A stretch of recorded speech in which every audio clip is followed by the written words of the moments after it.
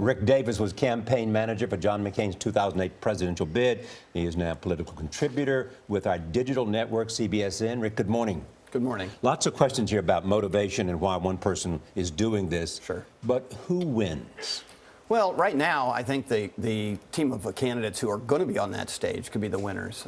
If they tee off on Trump, in his absence, which they seem kind of cowed by him when he's there, I think they could wind up actually making some ground up. Megyn Kelly started her show last night saying Trump's used to being in charge because of his own organization, but she said, quote, "The truth is he doesn't get to control the media." Well, he has, though. I mean, when you look at the conduct of the media toward Trump, he has not gotten the scrutiny that all other frontrunners in a Republican nomination have over time. And believe me, I've been around so long, I've seen him over time. And he doesn't get the scrutiny. He is allowed to get away with doing things with the media that others aren't. How many times do people in the media allow him to call into television shows, right?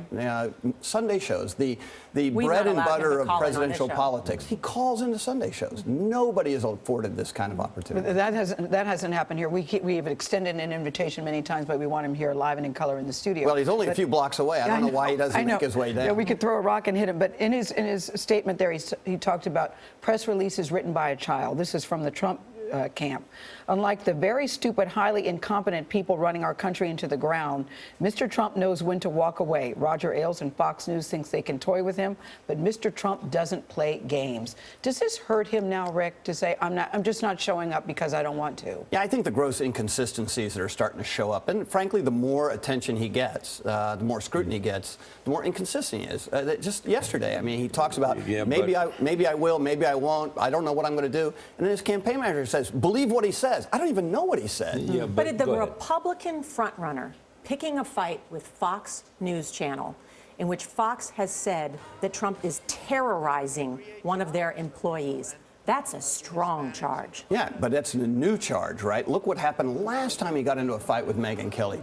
The Fox people went over their way to try and make sure everyone's happy, and they don't want to insult Trump, and they sort of left Megyn hanging out there for a couple of days. I mean, it wasn't what you would call a needy reaction to an out-of-place candidate. But to Charlie's point, do you think this is a mistake? Is this the turning point for Donald Trump? Well, look, I mean, I've seen a lot of turning points that I thought was going to cost him, and it hasn't. So I think the prolonged exposure that he has to being inconsistent and dangerous, the way he makes up these things, is going to wear thin over time. And I've said since day one in this primary, it's going to take a long time. It's not going to be decided in the next 2 weeks. But so far, it's working for him. Or he'll win a caucus and a New Hampshire primary and get more momentum. Yeah. All right. Thank you, Rick Davis. Thank you. I know we'll see you again. Thank you very much.